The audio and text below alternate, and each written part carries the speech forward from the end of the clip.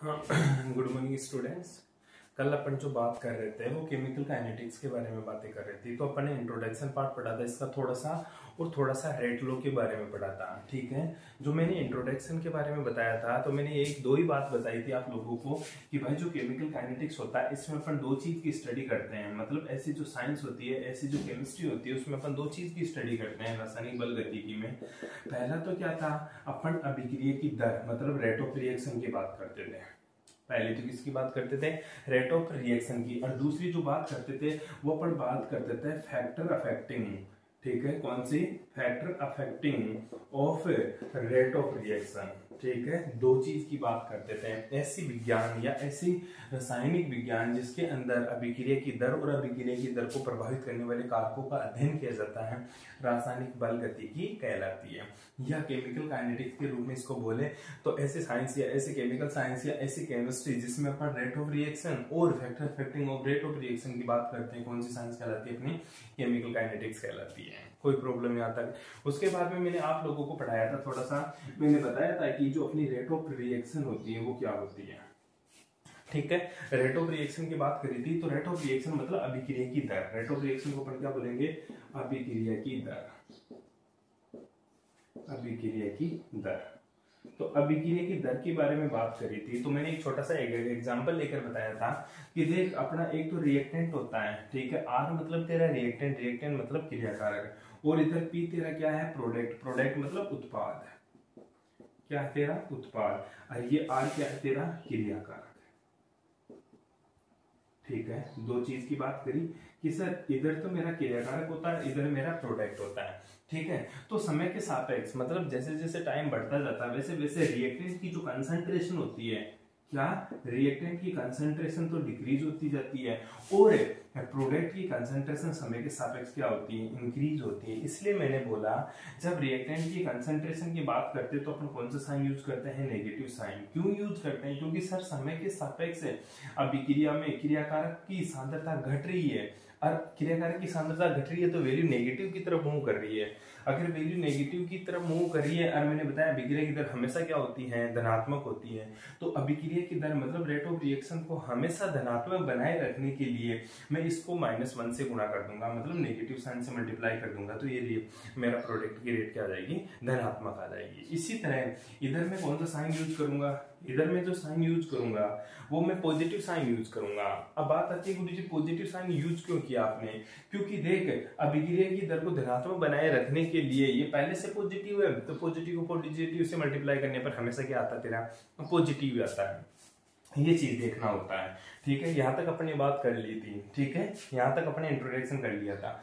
अब देख बात आती है कि सर क्रियाकारक की सांद्रता समय के सापेक्ष घटती है और उत्पाद की सांद्रता समय के सापेक्ष बढ़ती है। क्या सर ऐसा कोई टाइम इंटरवल आता है या ऐसा कोई समय आता है जब क्रियाकारक की सांद्रता और प्रोडक्ट की सांद्रता एक दूसरे के साथ बराबर हो जाए। मीन्स कि सर जब रिएक्टेंट की कंसंट्रेशन और प्रोडक्ट की कंसंट्रेशन एक दूसरे के साथ इक्वल हो जाए, मतलब जितना रिएक्टेंट है उतना ही प्रोडक्ट है, या फिर जितना रिएक्टेंट टूट रहा है उतना ही तेरा प्रोडक्ट बन रहा है, जितना रिएक्टेंट टूट रहा है उतना ही तेरा प्रोडक्ट बन रहा है। आई बात समझ में, और जितना प्रोडक्ट टूटेगा उतना ही तेरा रिएक्टेंट बनेगा। तो इस सिचुएशन को क्या बोलते हैं, इस सिचुएशन को अपन क्या बोलते हैं, इक्विलिब्रियम बोलते हैं। क्या बोलते हैं, इक्विलिब्रियम। याद करो अपन ने 11th क्लास में पढ़ा था शाम में। ठीक है, जब क्रियाकारक और उत्पाद की सांद्रताएं बराबर हो जाती है वो कौन सी सिचुएशन आती है, इक्विलिब्रियम सिचुएशन आती है। अर्थात जब क्रियाकारक की दर, क्रियाकारक का उत्पाद बनने की दर और उत्पाद की क्रियाकारक में बनने की दर बराबर हो जाती है, केमिकल इक्विलिब्रिया कहलाती है। पढ़ा था, ठीक है, इसको इक्विलिब्रियम बोलते हैं। आइए समझ। चलो रेट को अपन थोड़ा सा डिफाइन करने की कोशिश करते हैं कि सर इसको ग्राफिकल कैसे डिफाइन करेंगे। हालांकि मैंने आपको 11th क्लास में इस चीज को समझा दिया था, लेकिन फिर भी एक बार देख ले कि सर समय, टाइम, ठीक है, टाइम, टी मतलब तेरा टाइम और कंसंट्रेशन में क्या रिलेशन है फॉर रिएक्टेंट फॉर प्रोडक्ट। ठीक है, मतलब सांद्रता और समय का ग्राफ खींचेंगे किस किस के लिए, क्रियाकारक के लिए और उत्पाद के लिए, और कैसा ग्राफ आता है। ठीक है, वो देख ले एक बार तो छोटा सा।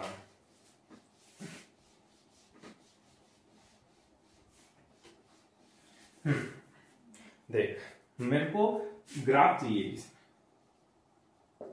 ग्राफ चाहिए किस किस के बीच में, देख एक तो तेरा concentration versus time, concentration versus time किस किस के लिए, जो पहला ग्राफ खींच रहा हूं वो ग्राफ देख ढंग से, तो एक बार के लिए वो देख। पहला जो ग्राफ मैं बना रहा हूं वो किसके लिए बना रहा हूं मैं, रिएक्टेंट के लिए, रिएक्टेंट मतलब क्रियाकारक के लिए, ठीक है, किसके लिए बना रहा हूं, क्रियाकारक के लिए, इधर देख, ठीक है। अब इधर तो मैं क्या ले रहा हूं, कंसंट्रेशन, ठीक है। देख भाई कंसंट्रेशन को क्या लिखेंगे हिंदी में अपन, सांद्रता, क्या लिखेंगे, सांद्रता, ठीक है। और इधर क्या ले रहा हूं मैं, टाइम, टाइम मतलब तेरा समय, टाइम मतलब तेरा समय, ठीक है। तो मैंने तेरे को शुरू में बताया एक छोटी सी इक्वेशन से कि इधर तेरा रिएक्टेंट होता है और इधर तेरा प्रोडक्ट होता है, ठीक है। जो रिएक्टेंट है ना वो शुरू में टूटता है, अगर देख सबसे पहले रिएक्टेंट से प्रोडक्ट कब बनेगा, जब तेरा रिएक्टेंट टूटकर प्रोडक्ट बनाए, तो इसकी तो कंसंट्रेशन में कमी आएगी। शुरू में तो हमेशा रिएक्टेंट की कंसंट्रेशन में क्या आएगी, कमी। तो सर शुरू में रिएक्टेंट की कंसंट्रेशन कितनी होगी, 100%। मैंने थैले में पूरा रिएक्टेंट ले रखा है, पूरा का पूरा 100% है। जब इसको अदर मिक्सर के साथ रिएक्शन करवाई, ये सनलाइट की प्रेजेंस में रिएक्शन करवाए, तो ये टूटा, और टूट कर क्या बनाएगा, प्रोडक्ट। तो शुरू में तो इसकी कंसंट्रेशन क्या थी गुरुजी, 100% थी। मान ली यहाँ पे इसकी कंसंट्रेशन क्या थी, 100%। तो 100% थी, उसके बाद में इसकी रिएक्टेंट की कंसंट्रेशन धीरे धीरे डिक्रीज होती जाती है, धीरे धीरे क्या होती है, डिक्रीज। किसकी कंसंट्रेशन, रिएक्टेंट, क्रियाकारक की सांद्रता, ठीक है। तो स्लोप क्या आया इसका, स्लोप क्या आया, स्लोप इसका क्या आ रहा है, नेगेटिव आ रहा है। क्या आ रहा है, नेगेटिव। स्लोप मतलब इसका ढाल, क्या आ रहा है, ढाल क्या है, नेगेटिव, क्योंकि डिक्रीज हो रहा है और नेगेटिव है, इसीलिए इसको अपन -1 से गुणा करते हैं ताकि इसकी सांद्रता क्या हो जाए, अपनी जो रेट ऑफ रिएक्शन क्या जाए वो पॉजिटिव आ जाए। बैठी चीज समझ में। उसके बाद में आगे की बात करते हैं अपन प्रोडक्ट के लिए, ठीक है। दूसरा अपन प्रोडक्ट के लिए, क्रिया का उत्पाद के लिए जो उत्पाद का ग्राफ बनाएंगे वो देख कैसे बनाएगा तू, ठीक है। इधर कोई कंसंट्रेशन लिखेगा, ठीक है, इधर तो कंसंट्रेशन, इधर कोई तेरा टाइम, ठीक है। इधर तो कंसंट्रेशन, इधर तेरा टाइम। अब देख शुरू में प्रोडक्ट की सांद्रता कितनी थी, शुरू में प्रोडक्ट कितना था गुरुजी, शुरू में तो प्रोडक्ट 0 था, शुरू में तो प्रोडक्ट क्या था, 0 था। 0 क्यों था, क्योंकि रिएक्टेंट था मेरा 100%। रिएक्टेंट की जब सांद्रता 100% होती है तो प्रोडक्ट की सांद्रता क्या होती है, 0। तो इसका ग्राफ कहां से शुरू होगा गुरुजी, बिल्कुल ओरिजिन से शुरू होगा, ठीक है, बिल्कुल मूल बिंदु से शुरू होगा और मूल बिंदु से बढ़ता हुआ इसका ग्राफ हमेशा पॉजिटिव की तरफ मूव करेगा। अब बता ग्राफ का स्लोप क्या है, स्लोप क्या है गुरुजी, पॉजिटिव। स्लोप मतलब ढाल, और ढाल पॉजिटिव है, इसलिए तो इसको अपन ने किससे गुणा किया था, +1 से। तो देख ले दोनों ग्राफ बता रहा है कि समय के सापेक्ष क्रियाकारक की सांद्रता तो घट रही है और समय के साथ उत्पाद की सांद्रता क्या हो रही है, बढ़ रही है। आई बात समझ में, आई बात समझ में। अब तूने एक बात और बताई थी कि गुरुजी तू ये भी तो बता रहा है कि जो रिएक्टेंट होता है वो प्रोडक्ट में कन्वर्ट होता रहता है, लेकिन एक टाइम ऐसा आएगा जब रिएक्टेंट और प्रोडक्ट दोनों की सांद्रताएं क्या हो जाएगी, बराबर हो जाएगी। जब रिएक्टेंट और प्रोडक्ट दोनों की सांद्रताएं क्या हो जाएगी, बराबर हो जाएगी। उस सिचुएशन को अपन क्या बोलेंगे, इक्विलिब्रियम कंडीशन बोलेंगे। क्या बोलेंगे, इक्विलिब्रियम कंडीशन। तो सर उसका ग्राफ कैसा होगा वो देख, ठीक है।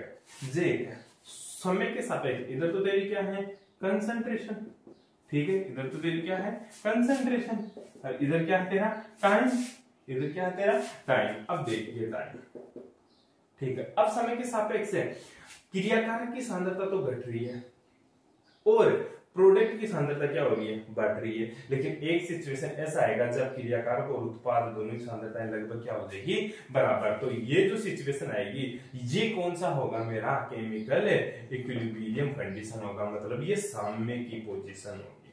कौन सी स्थिति होगी, साम्य की पोजीशन। इस तरह से आपको 3 स्लोप याद रखने और तीनों स्लोप को अच्छे से देख लेना, ठीक है। पहला स्लोप में क्रियाकारक की सांद्रता घट रही है, ठीक है। दूसरे स्लोप में उत्पाद की सांद्रता बढ़ रही है। तीसरे स्लोप में ये कौन सी सिचुएशन आ जाएगी, इसकी साम्य की सिचुएशन आ जाएगी। कौन सी, साम्य, मतलब इक्विलिब्रियम कंडीशन आ जाएगी। कोई दिक्कत यहां तक, अरे कोई प्रॉब्लम, ठीक है। ये 3 स्लोप याद करना। इसके अलावा मैं आपको एक स्लोप और बताता हूं जिसमें क्या होता है, तो जरूरी होता क्या है वो देख। क्रियाकारक की सांद्रता बढ़ती ही रहती है, मतलब पूरा का पूरा रिएक्टेंट क्रियाकारक टूटकर पूरा का पूरा किस में बदल जाएगा, प्रोडक्ट में। कुछ रिएक्शन ऐसे ऐसे भी तो होती है, जैसे अपन सनलाइट की प्रेजेंस में कोई भी चीज लेके जाए तो जैसे H2 प्लस Br2 की रिएक्शन कराएंगे तो HBr बनेगा, तो H2Br2 दोनों की कंसेंट्रेशन क्या हो जाती है, 0 हो जाती है, और 2HBr मतलब पूरा का पूरा HBr बन जाता है। तो उस टाइम पे ग्राफ कैसा आता है, ठीक है, उस टाइम पे ये जो क्रिया उत्पाद वाला ग्राफ है ये ग्राफ बदल जाता है। और कैसे बदल जाता है गुरुजी, उस टाइम पे इस ग्राफ बिल्कुल सीधा आता है, ठीक है। क्यों आता है सीधा, क्योंकि सर समय के सापेक्ष उत्पाद की क्रिया, उत्पाद की जो सांद्रता होती है वो बढ़ती ही जाती है, कम नहीं होती। लेकिन इन ग्राफ में देख, पहले घट रहा था लेकिन बढ़ने लग गया था, वापस बराबर हो गया था। जब उत्पाद का पढ़ा था अपन ने तो बढ़ रहा था, लेकिन इस समय के सापेक्ष उसकी सांद्रता कांस्टेंट हो गई थी, लेकिन इसमें बढ़ती ही जा रही है। इस तरह से उत्पाद के दो ग्राफ अपन को मिलते हैं, ठीक है। तो मैं यही बता रहा हूं, समय के सापेक्ष उत्पाद क्रियाकारक की सांद्रता तो घटती है और उत्पाद की सांद्रता बढ़ती है, इसलिए क्रियाकारक की सांद्रता को हमेशा नेगेटिव में लेते हैं और उत्पाद की सांद्रता को हमेशा पॉजिटिव में लेते हैं। अब आजा तेरी बात करते हैं अपन रेट लो की। अब देखते हैं रेट लो क्या होता है, ठीक है। तो रेट ऑफ रिएक्शन अपन कैसे निकालते थे, उसका मैंने आपको एक फॉर्मूला बताया था, बस वो फॉर्मूला आपको ध्यान में रखना है, ठीक है। किस टाइप से, जैसे रेट ऑफ रिएक्शन देख, शुरू में बताया था अपन ने change in concentration of reactant, change in concentration of reactant अथवा प्रोडक्ट, किसमें, टेकन टाइम, कितना समय ले रहा है, जो समय ले रहा है, टाइम लिख दो कोई भी प्रॉब्लम नहीं है, ठीक है।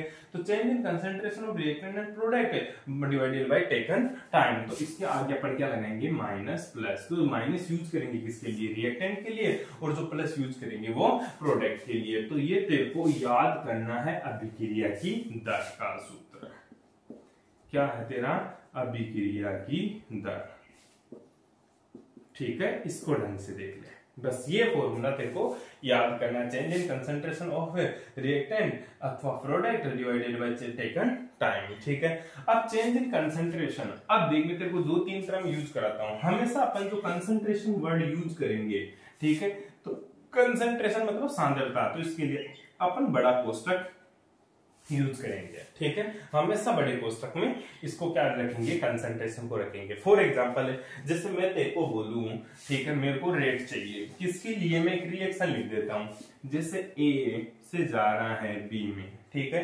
ए क्या है मेरा रिएक्टेंट, बी क्या है मेरा प्रोडक्ट, तो मैं चाहता हूं कि इसकी रेट ऑफ रिएक्शन क्या होगी, ठीक है। इस इक्वेशन के लिए रेट ऑफ रिएक्शन क्या होगी, ठीक है।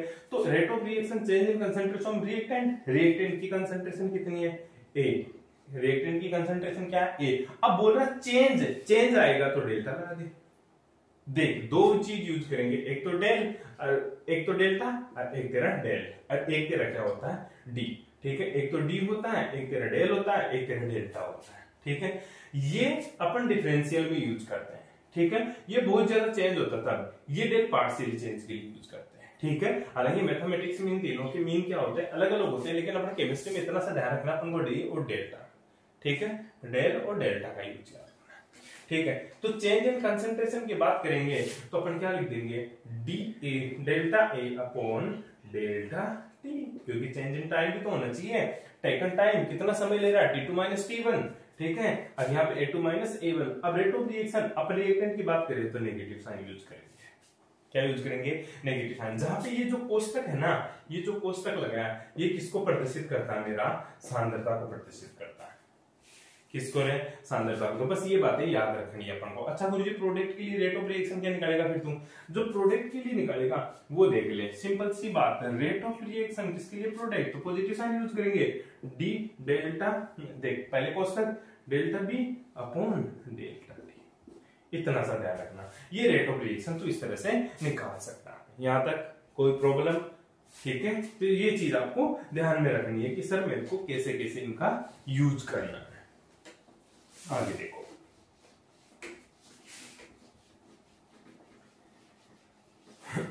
अब बात आती है गुरुजी रेट ऑफ रिएक्शन कितने टाइप की होती है, ठीक है। Type of rate of reaction, type of rate of reaction. ठीक है, अभिक्रिया की दर कितने प्रकार की होती है, या कौन कौन सी अभिक्रिया की दर अपन पढ़ेंगे, या कहां कहां पर अपना अभिक्रिया की दर निकाल सकते हैं। ठीक है, मैंने कल तेरे को बताया था थोड़ा सा इंट्रोडक्शन पार्ट में कि देख तू अभिक्रिया की दर कब कब निकाल सकता है। एक तो तू प्रारंभिक दर निकाल सकता है। कौन सी? प्रारंभिक दर। ठीक है, प्रारंभिक दर। अब प्रारंभिक दर मतलब इनिशियल रेट।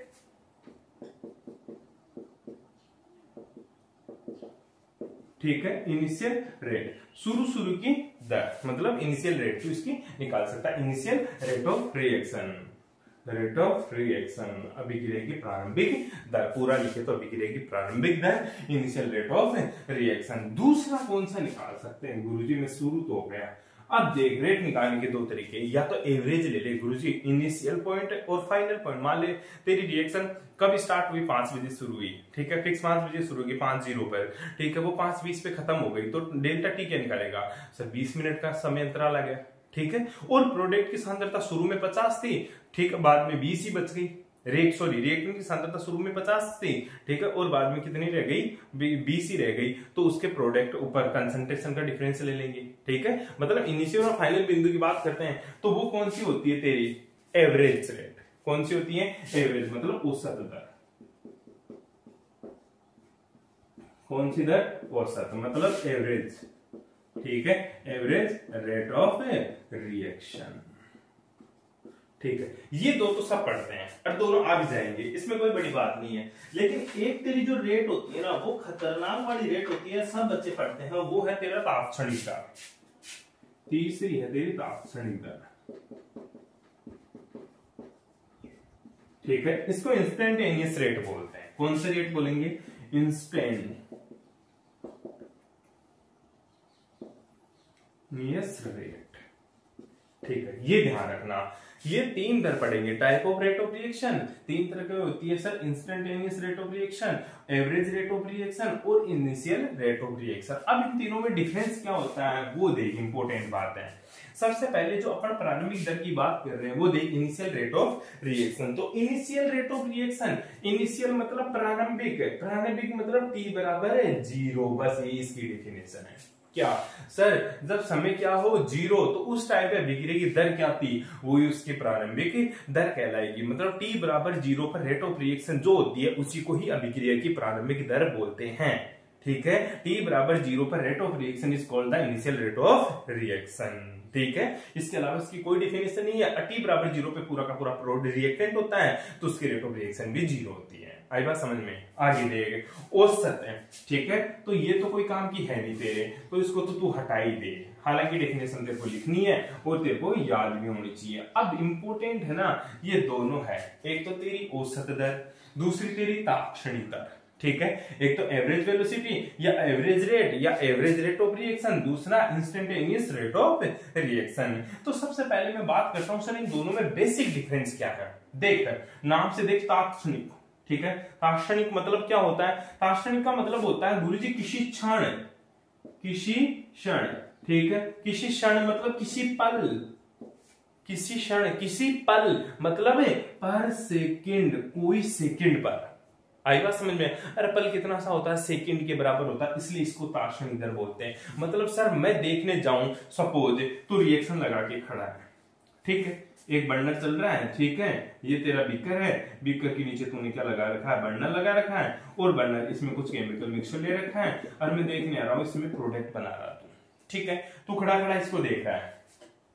ठीक है, खड़ा खड़ा इसको देख रहा है। ठीक है, मैंने आके बोला मुझको भाई बता इसकी रेट ऑफ रिएक्शन क्या है। मैंने तो एकदम से आके बोला, मतलब किसी क्षण आपको आके बोला, किसी सेकंड आपको आके बोला मुझको भाई रेट ऑफ रिएक्शन बता इसी टाइम पे, तो तू कौन सा फॉर्मूला यूज करेगा, तात्क्षणिक दर वाला। इसी को बोलते हैं तात्क्षणिक, मतलब किसी पल, किसी क्षण, किसी सेकंड, किसी रेट ऑफ, किसी अभिक्रिया की दर तात्क्षणिक दर कहलाती है। किसी रिएक्शन की रेट ऑफ रिएक्शन क्या कहलाते हैं, मेरी इंस्टेंटेनियस रेट ऑफ रिएक्शन, मतलब किसी सेकंड के ऊपर ये रिएक्शन निकालते हैं अपन। अच्छा गुरुजी, उस टाइम पे मैं कैसे निकालूंगा, उसका मैं निकालना बताऊंगा। दूसरी बात, एवरेज रेट। ठीक है, एवरेज रेट मतलब एवरेज रेट ऑफ रिएक्शन। अब एवरेज रेट ऑफ रिएक्शन, तू लगा रखा है रिएक्शन, मैं पूछू बेटा बता बेटा इसकी रेट ऑफ रिएक्शन क्या होगी। अगर तेरे दिमाग में फॉर्मूला क्लिक कर रहा कौन सा, औसत दर वाला, एवरेज रेट ऑफ रिएक्शन, तो तू क्या बोलेगा, गुरुजी रुको अभी रिएक्शन कंप्लीट नहीं हुई। जब रिएक्शन कंप्लीट होगी तो मैं फाइनल पॉइंट में से इनिशियल पॉइंट घटा के टोटल जितना भी टाइम लिया उसको डिवाइड करके मैं आपको एवरेज रेट बता दूंगा। ठीक है, एवरेज ऐसे तो निकालते हैं, फाइनल, ठीक है, minus initial divided by taken time. ठीक है, ठीक है, कितना टाइम ले रहा है। ठीक है, ये तो करते हैं अपन, final minus initial divided by taken time. इससे तू क्या निकालेगा, एवरेज रेट ऑफ रिएक्शन। बस ये बात तेरे को ध्यान रखनी है कि एवरेज रेट ऑफ रिएक्शन और तात्क्षणिक रेट ऑफ रिएक्शन में क्या फर्क है। अब देख, अपन एक ही चीज की बात करते हैं छोटी छोटी। सबसे पहले अपन एवरेज रेट की बात करते हैं। ठीक है, औसत दर, किसकी बात करेंगे, औसत दर। पहला मैंने तेरे को कौन सा बताया, प्रारंभिक दर। प्रारंभिक दर क्या डेफिनेशन लिखेगा, t बराबर 0 पर अभिक्रिया की दर क्या कहलाएगी, प्रारंभिक दर कहलाएगी। दूसरा मैंने क्या बताया, एवरेज। एवरेज में गुरुजी मेरे को फाइनल पॉइंट चाहिए, इनिशियल पॉइंट चाहिए और टेकन टाइम चाहिए, उसके बाद में मैं एवरेज रेट निकाल दूंगा। उसके बाद में मैंने तेरे को बताया तात्क्षणिक दर, मतलब इंस्टेंटेनियस वेलोसिटी या instantaneous rate of reaction. Instantaneous rate of reaction का मतलब क्या होता है, सर किसी क्षण, किसी पल, किसी सेकेंड अभिक्रिया की दर, अभिक्रिया की दर क्या कहलाती है, तात्क्षणिक दर, इंस्टेंटेनियस रेट ऑफ रिएक्शन। ठीक है, तो सबसे पहले मैं आपको बताने की कोशिश कर रहा हूं कौन सा, औसत दर, औसत दर। ठीक है, औसत दर क्या बोलेगा, तो क्या बोलेगा रे, एवरेज। क्या है, एवरेज रेट ऑफ रिएक्शन। कौन सी, एवरेज रेट ऑफ रिएक्शन। फिर को एवरेज रेट ऑफ रिएक्शन निकालने का सीधा सा फॉर्मूला, पहले तो चीज देख ले, फाइनल में से इनिशियल घटाना, उसके लिए रेट ऑफ रिएक्शन निकाल दूंगा। फॉर एग्जांपल, जैसे मैं आपको बताऊं, मेरे पास एक कोई रिएक्टेंट है, ठीक है, और ये टूट कर क्या बना रहा है, बी मेरा प्रोडक्ट बना रहा है। सिंपल सा एग्जांपल देख लो, सिंपल सा, पहले मैं न्यूमेरिकल टाइप से सोल्व करके बताऊंगा। ठीक है, जब t बराबर 0 मतलब अभिक्रिया की प्रारंभिक दर। ठीक है, t बराबर 0 पर अभिक्रिया की प्रारंभिक दर, और t बराबर 0 पर A की जो सांद्रता थी वो 10। अच्छा, अब बात आ रही है, गुरुजी तू सांद्रता बोल रहा है। ठीक है, याद कर तू तेरी कक्षा 11, ठीक है, सांद्रता मतलब कंसंट्रेशन। याद कर कक्षा 11, कंसंट्रेशन बहुत सारी बताई थी अपन ने, याद कर रहे तू, मोलरता, नॉर्मलता, मोललता, फॉर्मलता, ये सारी की सारी यूनिट्स क्या होती है, तेरी सांद्रता की यूनिट्स होती है। ये सब की सब अपन सांद्रताएं पढ़ते थे वहां पे। अरे बैठ रहा है मोल फ्रैक्शन, अरे मोल फ्रैक्शन एक्स पढ़ता था क्या, n1 upon n1 plus n2, जितने भी मोल होते जिसका निकालना होता उसके मोल divided by total mole fraction of A, mole fraction of B काम आएगा यहाँ पे। ठीक है, एक बार के लिए में जरूर पढ़ना सांद्रता को। अब देख यहाँ पे जो सांद्रता ले रहा है गुरुजी, तू कौन सी ले रहा है भाई, यहाँ पे मैं मोलरता की बात कर रहा हूँ। हालांकि हर एक न्यूमेरिकल में तेरे को सांद्रता बताई जाएगी, क्यों, क्योंकि यूनिट देगा लास्ट में। क्या देगा, यूनिट। जैसे मैंने तेरे को यहाँ पे लिखा 10, ठीक है, 10 क्या है, 10 क्या है, ग्राम पर मोल या मोल पर लीटर। अरे भाई मोल पर लीटर, 10 मोल पर लीटर, 10 मोल पर लीटर को मैं 10 मोलर भी तो बोल सकता हूँ। अब मैं लिख दूं 10 इक्विवेलेंट वेट पर लीटर, तो इसको 10 नॉर्मल बोलेगा, क्योंकि इक्विवेलेंट वेट कहाँ यूज करते हैं अपन, नॉर्मलता में। अरे कहाँ यूज करते हैं, नॉर्मलिटी में। ठीक है, इक्विवेलेंट वेट है, तुल्यांक की भार। इक्विवेलेंट वेट मतलब तुल्यांक की भार, लीटर मतलब आयतन में ले रहा तू। बेटी चीज समझ में, तो देख ले, ये मैं मोलरता की बात कर रहा हूँ यहाँ पे। अब देख आगे चलते को औसत दर के बारे में बता रहा था। ये तो कक्षा 11 का है जो मैंने बहुत अच्छे से पढ़ाई है तुम्हें, तो वहां से आपको देखना है, वो कॉपी खोना नहीं है, उसको बार बार पढ़ना है। ठीक है, ताकि तेरी 12th इजी हो जाए। आगे देखा, हाँ, t बराबर 10 मोल पर लीटर लिखना जरूरी नहीं है, क्योंकि मैं सारी की सारी कंसंट्रेशन मोल पर लीटर में ले रहा हूँ। उस टाइम पे t बराबर 0 पर किस पर, T बराबर 0 पर। इसकी इनिशियल कंसंट्रेशन 10 मोल पर लीटर थी और उस टाइम पे B कितना था, प्रोडक्ट 0। क्यों, तू T बराबर 0 की बात कर रहा है। मान ले मैं 5 सेकंड बाद में आता हूं, कितने बाद में, 5 सेकंड बाद में, T बराबर 5 सेकंड पे मुझे पता चला इसकी जो सांद्रता थी, इसकी जो सांद्रता टूट चुकी, अब ये बच रहा 8 मोल पर लीटर। तो बता प्रोडक्ट कितना बना होगा गुरुजी, और सीधी सी ये जितना ये टूटा होगा उतना ही प्रोडक्ट बना होगा, तो 2 मोल पर लीटर है, 2 मोल पर लीटर। तो मैं तेरे से पूछूं, बता रेट ऑफ रिएक्शन बता इस रिएक्शन की, क्या बता, रेट ऑफ रिएक्शन, अभिक्रिया की दर। तू बोलेगा गुरुजी प्रोडक्ट है, change in concentration of reactant, इधर देख, इधर देख, change in concentration of reactant, दोबारा change in concentration of reactant, याद कर, change in concentration of reactant is decrease, decrease हुआ 10 से कितना गया 8, 10 से कितना गया 8। तो नेगेटिव साइन क्यों यूज करवाया था वैसे, अब आएगा पता चलेगा। रेट ऑफ रिएक्शन हमेशा पॉजिटिव होती है, कैसे पॉजिटिव करते हैं देख, rate of reaction change in concentration of reactant, change in concentration of reactant, ये ले delta A, change in concentration of reactant divided by delta T, delta T. अब देख मैं डेल्टा ए को क्या लिख सकता हूं, ठीक है गुरुजी, मैं लिखता हूं डेल्टा ए हमेशा फाइनल माइनस इनिशियल, तो A final minus A initial, मतलब ए की जो सांद्रता है वो फाइनल सांद्रता कितनी है, ए की फाइनल सांद्रता, और ए की गुरुजी इनिशियल सांद्रता कितनी है, फाइनल का मतलब आखिरी अंतिम, इनिशियल मतलब प्रारंभिक, ठीक है। तो तुझे पता है गुरुजी डेल्टा ए, अब यहाँ पे तूने कौन सा साइन यूज किया था, नेगेटिव, तूने बताया था रेट ऑफ रिएक्शन को पॉजिटिव करने के लिए तू नेगेटिव साइन का यूज करता है, क्यों, क्योंकि ये मेरा रिएक्टेंट है। आजा आजा भाई आजा।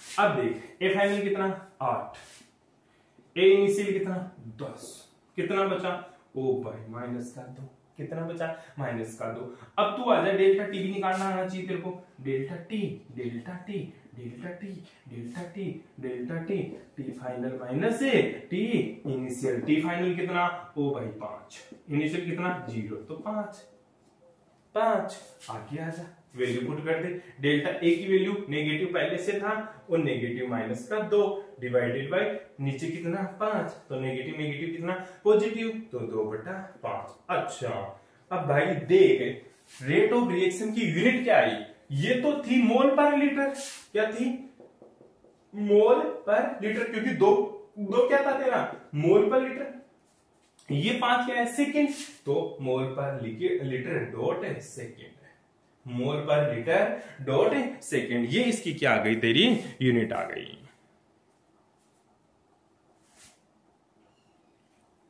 देख तेरे को दिख नहीं रहा होगा इधर, वो देख लें, इसमें वैल्यू पुट करना तेरे को सिंपल सी बात है, ठीक है। ये सारी की सारी वैल्यू पुट करो, तो जब वैल्यू पुट करेगा तो इसका आंसर क्या आएगा वो देख रहे हैं। मैं इसको हटा देता हूँ, कहां से, ऊपर लिख देता हूँ, इसको जस्ट ऊपर बढ़ा रहा हूं मैं, ठीक है।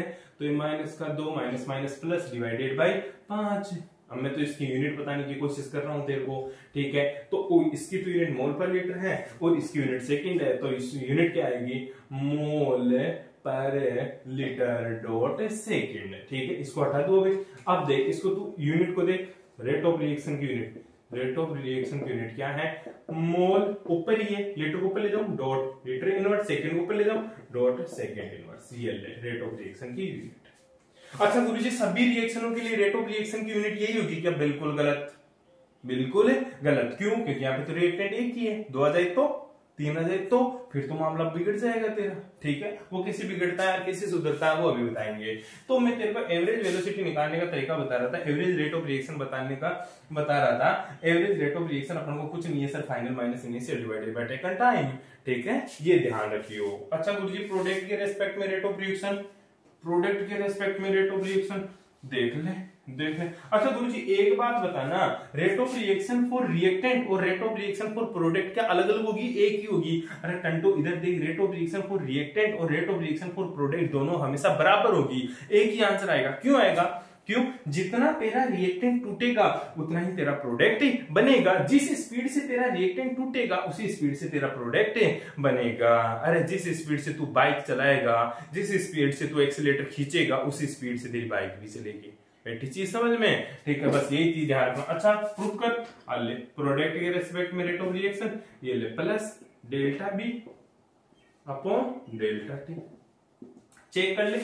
डेल्टा, वही इसको क्या लिख सकता तू, B2 minus B1, B final minus B initial, तो फाइनल कितना 2 माइनस का 0 डिवाइडेड बाय 5 माइनस का 0, ये 2/5, वही मोल पर लीटर सेकेंड है। ठीक है, ये इसकी यूनिट लिख लिया। यूनिट अगर नहीं लिखोगे आप न्यूमेरिकल्स में तो आप न्यूमेरिकल करना ही मत, सिंपल सी बात है। तुम चाहते हो कि न्यूमेरिकल में पूरा कर दूं, यूनिट ना लिखूं और गुरुजी 1 नंबर दे देगा, ठीक है, तो पूरा क्वेश्चन गलत करिया, यूनिट सही लिखिया, मैं पूरा 1 नंबर दे दूंगा। मैं नहीं, यहाँ टीचर यही करता है, यूनिट इज नेसेसरी। ठीक है, ध्यान दियो इस चीज के बारे में। हाँ, तो बताओ रेट ऑफ रिएक्शन में कोई प्रॉब्लम यहाँ तक? ठीक है, तो ये रेट ऑफ रिएक्शन निकालने का एक सिंपल सा मेथड मैंने आप लोगों को बताया, और यही आपके बहुत ज्यादा काम में आने वाला है। बाकी की बात करेंगे अपन नेक्स्ट क्लास में। Okay, thank you.